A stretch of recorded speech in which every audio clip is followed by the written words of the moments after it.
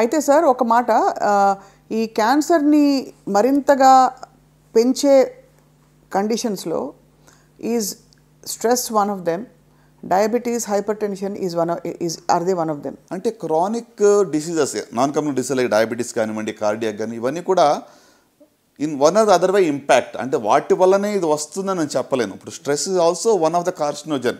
ఇటీవల మీరు డేటా చూస్తుంటే డెఫినెట్గా స్ట్రెస్ వల్ల 100% క్యాన్సర్ వస్తుందని ప్రూవ్ ఎక్కడ చేయడం కష్టం. అది అంటే మనకి ఎలాంటి ఎవిడెన్స్ డైరెక్ట్గా దొరకదు. బట్ ఇండైరెక్ట్గా definitely stress is also one of the risk factors మనం చెప్పవచ్చు. సో అలాగనే ఇప్పుడు క్రానిక్ అదర్ డిసీజెస్ లైక్ డయాబెటీస్లో ఇమ్యూనిటీ లో ఉంటుంది, షుగర్ లెవెల్స్ ఆర్ హై ఉంటున్నాయి.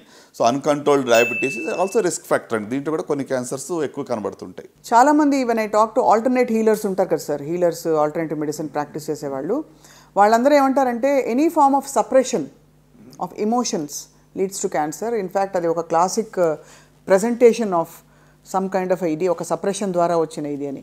As a clinician do you agree? అంటే ఇలాంటి ఒక ఫిలాసఫీ కావచ్చు, థియరీకి మీరు అంటే ఇనఫ్ డేటా ఉందని నమ్ముతారా sir? Honestly it's very difficult prove or disprove అండి. దీనికి అంటే ఇది వెరీ వేరియబుల్ అండ్ సబ్జెక్టివ్.